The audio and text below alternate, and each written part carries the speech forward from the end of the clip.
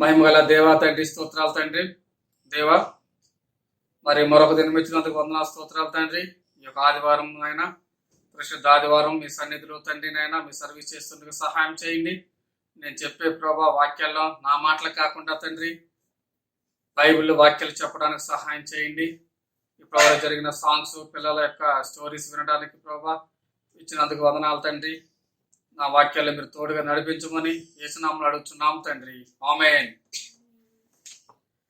మరి ఈరోజు నేను చెప్పబోయే స్టోరీ ఏంటంటే, దాని టైటిల్ ఏంటంటే బీ ప్రేయర్ఫుల్ ఇన్ స్ట్రగుల్స్ అనమాట. మరి మనం ప్రార్థన చేస్తుంటే జవాబు వస్తుందా లేదా అనేది దాని గురించి మరి మాట్లాడుకుందాము. నేను యాక్చువల్గా నేను మండే టు ఫ్రైడే వరకు మరి ఆఫీస్ వర్క్లో ఉంటున్నాను. మరి నిన్న కొంత సమయం మరి మార్నింగ్ దేవునిలో ప్రార్థించే సమయంలో మరి ఏం చెప్పాలి ప్రభా, ఈ వాక్యాలు తెలియచేయండి, మరి జ్ఞాపకం చేయండి, లేదా మాట్లాడని ప్రార్థిస్తుంటే మరి దేవుడు అయితే మరి నేను ఒకటి చెప్పాలని ఆశపడితే మరి దేవుడు ఎందుకు నన్ను ఒక వాక్యం చూపించాడు. అది ఎందుకు చూపించాడంటే, మేము 40 days ప్రేయర్స్ జరుగుతున్నాము. మరి కొంతమంది ఫ్యామిలీస్ ప్రార్థన చేస్తూ కొంచెం దుఃఖపడుతున్నారు. అంటే ప్రార్థనలో విశ్వాసం తగ్గుతుంది. ఎట్లా అంటే, మేము రోజు ప్రార్థన చేస్తున్నాం కదా, మరి దేవుడు ఎందుకు మాకు జవాబు ఇవ్వట్లేదని నిరాశ చెందుతూ మరి ఎక్కువ కొంచెం ఇబ్బంది పడుతున్నారేమో అని మాకు తెలియజేస్తున్నారు. మరి దేవుడు అలాంటి దేవుడు కాదండి. మనకి ఎప్పుడు కూడా ఏం చేస్తాడు, మన ప్రశ్నలన్నిటికి కూడా జవాబులు ఇస్తూ ఉంటాడు. మరి దానిపై నేను ప్రార్థన చేస్తుంటే మరి నేను మార్నింగ్ మరి దేవుడు ఒక మంచి వాక్యాన్ని చూపించాడు అనమాట. సో దాన్ని మనం ఈరోజు క్లుప్తంగా చెప్పుకుందాము.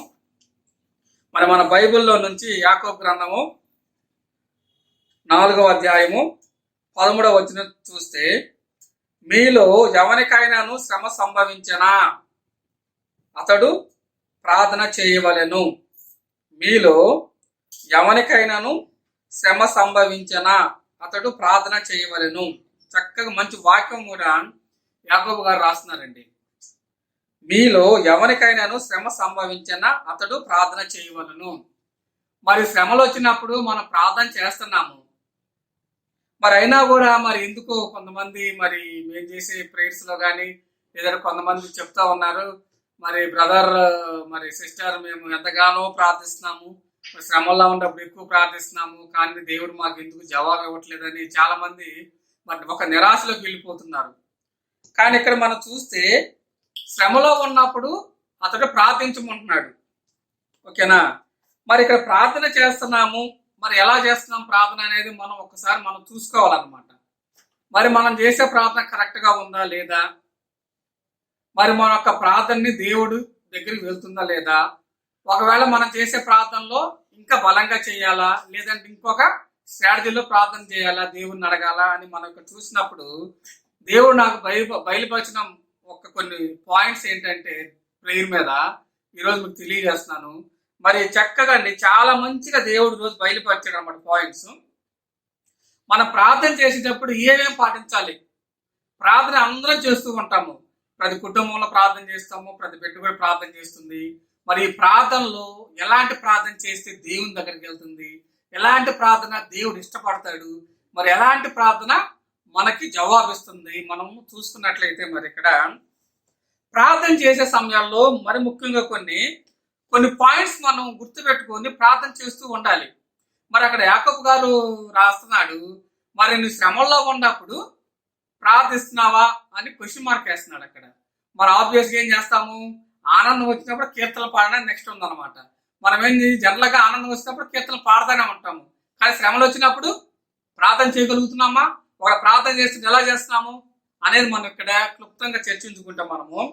మరి ముఖ్యంగా ప్రార్థన చేసేటప్పుడు స్తుతి చెప్పాలన్నమాట. మన ప్రార్థనలో మన ప్రార్థనించేటప్పుడు మనం ఎక్కువగా స్తుతులు చెప్పుకుంటూ పోతే మన దేవుడు మన ప్రార్థన ఆలకిస్తాడు. ఎలాంటి స్తుతులు చెప్పాలి, మరి దానియేలు గ్రంథము 4:34 చూస్తే అక్కడ రాజు ఉంటాడనమాట, నెబుకద్నెజర్ రాజు.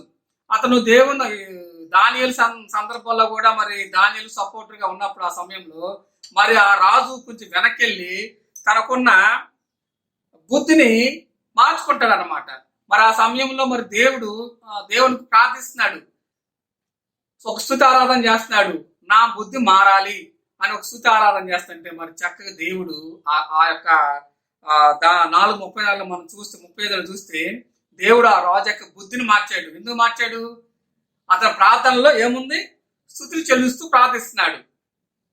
మరి అలానే ఇంకో పాయింట్ ఏంటంటే, మరి మనం చేసే ప్రార్థనలు మనం ఏమైనా పాపాలు రోజువారి నిమిత్తంలో మన యొక్క పాపాలు ఏమైనా చేస్తున్నాం అనుకోండి, మనుషులం కాబట్టి ఒక్కోసారి ఏం చేస్తాము, ఆవేశపడుతూ ఉంటాము, తొందరపడి వస్తుంది. లేదంటే ఇంకేమన్నా చిన్న చిన్న పాపాలు ఒకరు చేస్తుంటే ఆ పాపాలు ఏం చేయాలండి? ప్రతిరోజు దేవుని దగ్గరకు వచ్చి ఒప్పుకోవాలి. మరి అలా ఒప్పుకొని ప్రార్థన చేయగలిగితే మరి దేవుడు ఏం చేస్తాడు? జవాబు ఇస్తాడనమాట. ఎలా ప్రార్థన చేయాలి? మరి మొదటి యోహోను 1:19 మనం చూసినప్పుడు అక్కడ చక్కగా రాసిందనమాట. మన పాపాలు ఒప్పుకుంటే మన పాపాలు క్షమించి పవిత్రులుగా అయిపోతాం అన్నమాట. చూసి ఎంత మంచి మాట చెప్పాడండి అక్కడ. మరి మన పాపాలన్నీ ఏ రోజుకి ఆ రోజు ఒప్పుకొని ప్రార్థన చేయగలిగితే మన పాపాలన్నీ క్షమించబడతాయి. మనం ఏమవుతాము? పవిత్రులుగా ఉండిపోతాం అనమాట. మరి ఇలాంటి ప్రార్థన నువ్వు చేయగలుగుతున్నావా? జవాబు రావాలంటే మరి మూడో పాయింట్ ఇక్కడ ఏంటంటే, ఇతరుల కొరకు విజ్ఞాపన చేయడం అనమాట. ఏంటి? మన ప్రార్థన అనేది మన కోసమే కాదు, మన బ్లడ్ రిలేషన్స్ కానీ, మన రిలేటివ్స్ కానీ, మన ఫ్రెండ్స్ కోసం కానీ, మన సంఘస్థుల కోసం మనం ఎక్కువ ప్రార్థన చేయాలన్నమాట. అలాంటి ప్రార్థన చేయటం వల్ల దేవుడు కూడా ఏం చేస్తాడు? మన ప్రార్థనకు జవాబిస్తాడు. మరి ఇక్కడ ఆది కాండము 20:17 మనం చూసినప్పుడు అప్పుడు అబ్రహాం గారు తెలుసు కదండి, పిల్లలు లేరు. పిల్లలు లేకపోతే మరి అబ్రహాము అయినా కూడా తన యొక్క దాసి అభిమేలెకు ఒక ఇంట్లోకి వెళ్ళి వాళ్ళ కోసం ప్రార్థన చేసాడండి. ఆ యొక్క విజ్ఞా ప్రార్థన చేయడం వల్ల మరి దేవుడు ఆ యొక్క అభిమేలెకు పిల్లలు కలిగిస్తాడు. మరి అలాంటి ప్రార్థన చేయడం వల్ల కూడా తర్వాత ఏమవుతుంది? అబ్రహాం శరాకి ఒక మగబిడ్డ ఇస్సాకు పడతాడు. మరి అలాంటి ప్రార్థన మనం కూడా కలిగి ఉంటున్నామండి. మనం మన కోసం ప్రార్థన చేయటం కాదండి, ఇతరుల కోసం కూడా చేయగలిగితే దేవుడు ఇంకా మన ప్రార్థనలకి చక్కగా జవాబు ఇవ్వగలడు. మరి ఇంకో పాయింట్ ఏంటి? కృతజ్ఞతాస్తుతులు అన్నమాట. మరి మనం ఏమైనా చేసుకున్నప్పుడు లేదా మనకేమైనా దేవుడు కార్యాలు చేసినప్పుడు మనం ఏం చేయాలి? కృతజ్ఞతాస్తుతులు చెల్లిస్తూ ఉండాలన్నమాట. మనం జనరల్గా మనం ఏం చేస్తూ ఉంటాము? ఏదైనా కారు కొనుక్కున్నామండి, లేదా స్థలం కొనుక్కున్నాము, లేదంటే ఏదన్నా మంచి బ్లెస్సింగ్స్ వచ్చాయనుకోండి, ఫస్ట్ టైం ప్రార్థన చేసుకుంటాము, తర్వాత మర్చిపోతాము. మరి ఏదైనా సందర్భంలో మరి ఏమన్నా అపాయాలు జరిగినాయి అనుకోండి, ఏమంటాము? మరి మేము దేవుని దగ్గర ప్రార్థించుకున్నాము కానీ మాకు ఇలాంటి జరిగినాయి అని మనం ఏం చేస్తాము? దేవుడి దగ్గర నిరాశ చెందుతాం. కానీ ఎప్పుడు కూడా మనం ఏం చేయాలి? కృతజ్ఞతాస్తుతులు చెల్లించాలి. మరి నువ్వు అలాంటి కృతజ్ఞతలు చెల్లిస్తామండి. ఇలాంటి ప్రార్థన సమయాల్లో ఈ పాయింట్స్ అన్ని మనం కూడా ఏమేం చేయాలి? స్తుతి చెల్లించాలి. తర్వాత మన పాపాలు మనం ఒప్పుకోవాలి, ఇతరుల కొరకు విజ్ఞాపన చేయాలి, స్తుతులు చెల్లించాలి. మరి ఈ పాయింట్స్ అన్ని మనం ప్రార్థనలో కానీ ఏకీభవించగలిగితే నిజంగా దేవుడు మన యొక్క ప్రార్థనకి జవాబు ఇవ్వడండి. అయినా కూడా నువ్వు నేను ఇవన్నీ చేస్తున్నాను కదా, అయినా కూడా దేవుడు మాట్లాడలేదండి. ఎక్కడో కొన్ని ఆటంకాలు వస్తూ ఉంటాయండి. ఎలాంటి ఆటంకాలు మనం చూడగలిగితే ఇక్కడ మనము అలా ఎలాంటి జనరల్ గా ఫేస్ చేసే ఆటంకాలు ఎలా ఉంటాయంటే, మనలో ఉన్న దాగి ఉన్న పాపం అన్నమాట. మరి ఫస్ట్ పాయింట్ ప్రార్థనలో కొన్ని పాపాలు ఒప్పుకుంటున్నామంటే కొన్ని పాపాలు ఏం చేస్తామని దాచిపెట్టుకుంటాం. ఇది చిన్న పాపమో దేవుడు తెలియదు అనుకుంటాడు. కానీ దేవుడు అన్ని చూస్తాడండి. మన యొక్క పాపాలు కూడా మరి దేవుని దగ్గర ఒప్పుకోవాలి. లేదంటే మన స్వార్థాన్ని పక్కన పెట్టాలి, మన దురుద్దేశాలు పక్కన పెట్టాలి, మన సందేహాలు, అనుమానం. కొంతమంది ఏం చేస్తాం? ప్రార్థిస్తూనే ఉంటాము, ఏం చేస్తాడులే, అనుమానంగా ఏం చేద్దాంలే, మనకు రిప్లై వస్తున్నారా, ఏదో ఫార్మాలిటీ చేస్తాము. అలాంటి అనుమానంతో అవిశ్వాసంతో నువ్వు ప్రార్థన చేస్తే మరి దేవుడు వింటాడా? ఎప్పుడు వినడనమాట. అలానే మనం దేవునికి లోబడాలి. నువ్వు లోబడకుండా నువ్వు తాను తగ్గించుకుని హెచ్చించబడని చెప్తున్నప్పుడు మరి దేవుని దగ్గర నువ్వు లోబడకపోతే దేవుడు ఎలా వింటాడు మన ప్రార్థనలో? మరి చాలా మంది చూస్తుంటే మరి ఎప్పుడు ప్రార్థన చేస్తూనే ఉన్నాము, ఇవన్నీ పాటిస్తున్నాము, కానీ మనలో ఇంకా చాలా ఇంటర్నల్ గా ఒకళ్ళు ఒప్పుకోకపోతే, ఇలాంటి పాయింట్స్ అన్ని నువ్వు కానీ ఒప్పుకోలేకపోతే నిజంగా దేవుడు సమాధానము నీకు జవాబు మాత్రం ఇవ్వడండి. మరి ఇలాంటి ఒప్పుకున్నప్పుడే మనము దేవుని దగ్గరికి వెళ్ళి దేవుల్లో ఉన్న బ్లెస్సింగ్స్ అని మనం తెచ్చుకుంటాం అన్నమాట. ప్రార్థన అనేది నువ్వు మరి ఎంత మూల్యం నువ్వు ఎంత చెల్లిస్తావు. ఫర్ ఎగ్జాంపుల్ నువ్వు గంట ప్రార్థన చేసుకోనుకోండి, గంట బ్లెస్సింగ్సే వస్తాయి. మరి రోజంతా ప్రార్థన చేస్తే రోజువారీ బ్లెస్సింగ్స్ వస్తాయి. నువ్వు మార్కెట్కి వెళ్ళి ఒకవేళ కిలో నువ్వు 100 రూపాయలు ఇచ్చి 100 రూపాయల కూరగాయలు కొనుక్కుంటావు కానీ 1000 రూపాయల కూరగాయలు కొనుక్కోలేవు కదా. అలానే ప్రార్థన కూడా ఎంతన్నమాట. నువ్వు ఎప్పుడు కూడా ఎనీ టైం ఎక్కువ సమయం దేవుళ్ళని గడిపి నువ్వు ఇలాంటి ఎన్ని యొక్క పాయింట్స్ అని పాటించగలిగితే దేవుడు డెఫినెట్ గా యూ విల్ బ్లెస్డ్ అనమాట. దేవుడు నీకు సమాధానం ఇస్తాడు. మరి ఇవన్నీ పాటించకపోతే మరి దేవుడిని ఎలా నిందిస్తామని మనం అందరము. సో మనం ఏం చేయాలి? ప్రార్థించే సమయంలో కూడా ఎలాంటి మెలకువలు నేర్చుకుని, ఎలాంటి పాయింట్స్ మనము దేవుని దగ్గర ఇవన్నీ మనం చేయగలిగితే దేవుడు ఏం చేస్తాడు? చక్కగా మన ప్రార్థనకి జవాబు ఇస్తాడనమాట. మరి ఎలానే చేస్తున్నాం? మరి ఎలాంటి సమయాల్లో మరి దేవుడు మా మొరాలకి ఇస్తాడు? ఎలాంటి సమయంలో ప్రార్థన చేయాలని మనం అనుకున్నప్పుడు ప్రార్థన అనేది ఎప్పుడు కూడా చేయొచ్చండి. అప్పుడు ఇప్పుడు అంటే ఏమి లేదు. ఒకవేళ నిలబడి ప్రార్థన చేయొచ్చు. లోక 18:13 చూస్తే చక్కగా నిలబడి ప్రార్థన చేస్తున్నారు. అలాగే మోకరించి ప్రార్థన కూడా చేయొచ్చండి. ఎజ్రా 9:5, దానియేలు 6:10 మనం చూడగలిగితే ఎలా మోకరించి ప్రార్థన చేశాడు దానియేలు గురించి మన అందరూ తెలుసు అనమాట. మరి దానియేలు మోకరించి ప్రార్థన జరిగితే ఏమవుతుంది? ఆ గుహలో ఉన్న సింహాలన్నీ దానియేలుకి వైపు తిరిగి అవి కూడా ప్రార్థన చేయగలుగుతున్నాయి. అలాంటి మోకరించే ప్రార్థన చేస్తున్నాం ఈరోజు. అలాగే మనం ఎక్కడుంటే అక్కడ కూర్చొని ప్రార్థన చేయగలగాలి. తర్వాత మనం ఇంకా నమస్కారం చేయొచ్చు, లేదా మోకరించవచ్చు, లేదా సాగిలిపడి ప్రార్థన చేయటం వలన ఇలాంటి ప్రార్థనలన్నీ కూడా దేవుడు ఏం చేస్తాడు? చక్కగా మన యొక్క మొరని దేవుడు అన్ని విని మనకు డెఫినెట్ గా మనం చేసే ప్రార్థనలకి దేవుడు సమాధానం ఇస్తాడు, జవాబులు ఇస్తాడు. మరి శ్రమంలో ఉన్నప్పుడు ప్రార్థన చేయనప్పుడు ఎలాంటి ప్రార్థన చేస్తున్నావా? మా కష్టాలు వస్తున్నాయి కానీ మేము ప్రార్థన చేయట్లేదు. మేము ఎప్పుడో గుర్తొచ్చినప్పుడు, అన్నం తినేటప్పుడు, లేకపోతే నిద్రపోయేటప్పుడు ప్రార్థన చేస్తే ఎట్లా అండి? కొంతమంది ఉంటాము, మార్నింగ్ లేవగానే ఒక్క నిమిషం ప్రార్థన చేస్తే అక్కడికి వెళ్ళిపోతాము. మరి సాయంత్రం పడుకునే ముందు ఒక్క నిమిషం ప్రార్థన చేసి నిద్రలోకి వెళ్తారు. మరి ఇలాంటి ప్రార్థన చేస్తే దేవుడు మీకు సమాధానం ఇస్తాడా? దేవుడు మీకు జవాబు ఇస్తాడా? మరి ఇలాంటి సందర్భాల్లో ఎప్పుడు కూడా మరి దేవుడు అనే ప్రార్థన యొక్క జీవితం ఎలా ఉంటుంది అంటే మనం ఎప్పుడు కూడా దేవుని దగ్గర మొరపెట్టుకోవాలి. మేము చేసిన పాపాలన్నీ కూడా మనం చేసిన పాపాలను ఒప్పుకుంటే దేవుడు డెఫినెట్గా ఏం చేస్తాడు? మనల్ని బ్లెస్ చేస్తాడు, మనకి కావాల్సిన అన్ని కూడా ఇస్తాడనమాట.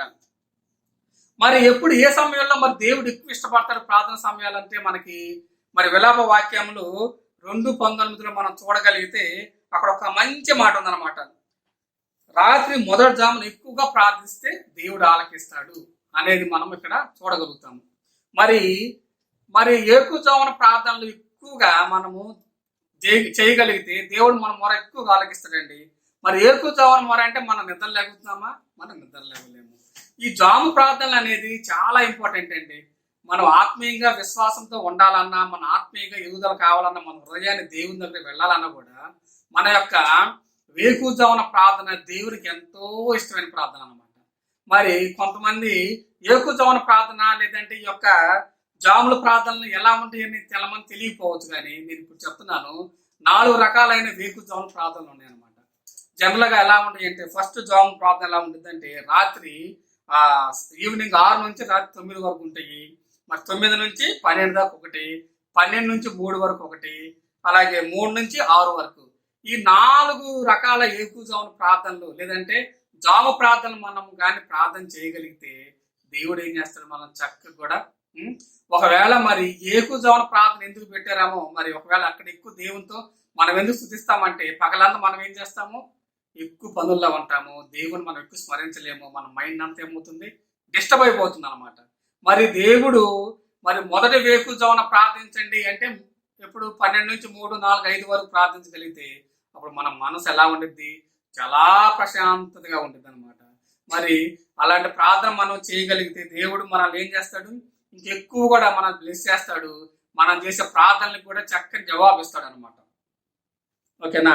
సో మరి ప్రార్థనలు ఇలా చేస్తున్నాము, మరి మాకేం జవాబు రావట్లేదు, మరి ఎలా చేయాలి అంటే మన బైబుల్లో కొంతమంది భక్తులు లేదంటే కొంతమంది వాళ్ళ చరిత్ర మనం చూసినట్టుగైతే వాళ్ళు ఎలా ప్రార్థించారు, వాళ్ళకి ఎలాంటి జవాబులు వచ్చినాయి మనము తెలుసుకుంటే ఇప్పుడు మరి బైబిల్ గ్రంథంలో నుంచి యాకోబు 5:17 చూస్తే అక్కడ ఒక మంచి ప్రార్థన ఉందండి. ఎలాంటి ప్రార్థన? ఆసక్తితో కూడిన ప్రార్థన అన్నమాట. ఎంత ఆసక్తితో అక్కడ ఏలియా గారు ప్రార్థించాడు అనమాట. ఏమని? మరి ఏలియా గారు ఎంత రోషంగల ప్రవక్త తెలుసు మీ అందరికీ. మరి ఏలియా గారు ఎలా ప్రార్థించారు తెలుసు? అక్కడ యెహోవా జీవము నా ప్రార్థిస్తే, ఆసక్తితో ప్రార్థిస్తే మరి 3.5 సంవత్సరములు కూడా వర్షం అనేది ఎక్కడ కూడా ఆగిపోయింది అనమాట. ఒకవేళ మేఘాలు ఏం చేస్తున్నాయి? మేఘాలు ఫ్లో అవుతూ ఇజ్రాయెల్ దేశం మీద దాటి వేరే దేశాలకు వెళ్ళి అక్కడ వర్షం పడుతుంది. కానీ మరి యొక్క ఏలియా గారి ప్రార్థన వలన 3.5 సంవత్సరం వర్షం పడలేదు. మరి అలాంటి ప్రార్థన నువ్వు నేను చేయగలుగుతున్నామండి. మరి మనలో ఎందుకు ఆ ప్రార్థన లేదండి? అలాంటి ఆసక్తికరమైన ప్రార్థన మనం ఎందుకు చేయలేకపోతున్నాము? ఒకవేళ ఏమైనా కుటుంబ ఇబ్బందులు ఉన్నా, లేదంటే ఇంకేమైనా పర్సనల్ ప్రాబ్లమ్స్ ఉన్నా మరి దేవుని దగ్గర మొరపెట్టాలి కదా. నువ్వు మొరపెట్టగలిగితేనే కదా దేవుని జవాబు వస్తుంది మనకి.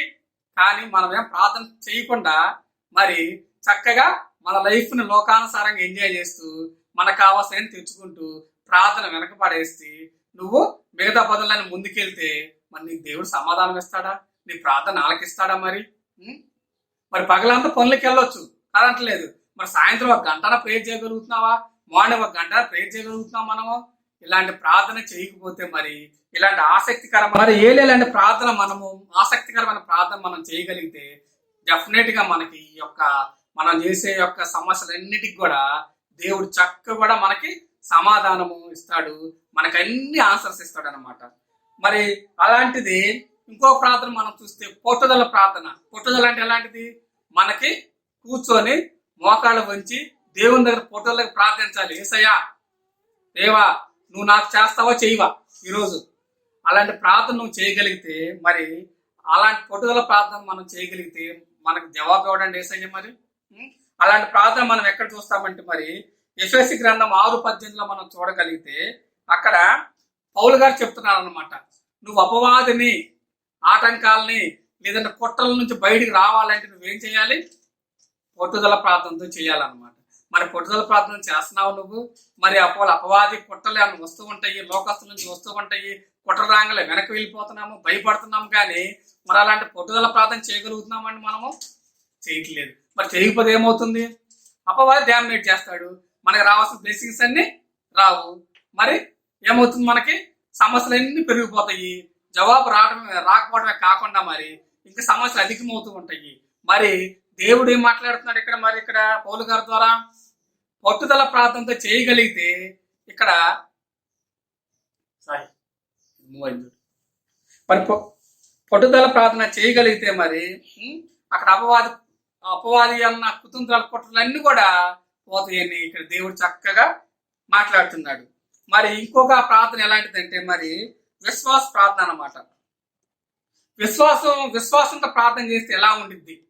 మరి ఇక్కడ యాకోబు గ్రంథము 5:15 మనం చూస్తే ఇక్కడ విశ్వాసంతో ప్రార్థన చేయటం వల్ల మరి స్వస్థతనే జరుగుతుంది. స్వస్థత జరిగితే లేచి నిలబడుతున్నారు, తిరగలుగుతున్నారు. చూసారండి ప్రార్థన ఎలా ఉందండి? ఇక్కడ విశ్వాసంతో కూడిన ప్రార్థన అన్నమాట. మరి అలాంటి విశ్వాసంతో నువ్వు ప్రార్థన చేయగలుగుతున్నావా? లేదా నామమాత్రానికి ప్రార్థన చేస్తున్నావా? విశ్వాసంతో నువ్వు డెఫినెట్ గా ప్రార్థన చేయగలిగితే నీ ద్వారా కార్యాలు జరుగుతాయి. ఆ కార్యాలు ఎలా ఉంటాయి తెలుసా? కంటికి కనపడవు, చెవిటికి వినపడవు. మరి అలాంటి కార్యాలు కొన్ని మన ద్వారా జరుగుతాయి, కొన్ని కార్యాలు మనకు అన్ని కనిపిస్తాయి. కనపడినప్పుడు ప్రూఫ్స్ కూడా మనం చూడొచ్చు అనమాట. ఓకే, మరి అలాంటి సందర్భాల్లో మరి విశ్వాసంగా నువ్వు ప్రార్థన చేస్తున్నావా? డెఫినెట్ చేస్తే మనము అలాంటి కార్యాలన్నీ కూడా జరుగుతూ ఉంటాయి. అలానే మరి ఇంకో ప్రార్థన ఏంటంటే మెలుగోకుండా ప్రార్థన చేయటం అండి. మరి మెలుగోకుండా ప్రార్థన చేయగలుగుతున్నాం మనం? ఎప్పుడా అలసిపోతున్నాం బ్రదర్, మరి ప్రార్థన ఎప్పుడు చేస్తున్నాం మేము, మరి మాకున్న సమస్యలు ఎలా ఉన్నాయి, పిల్లలకి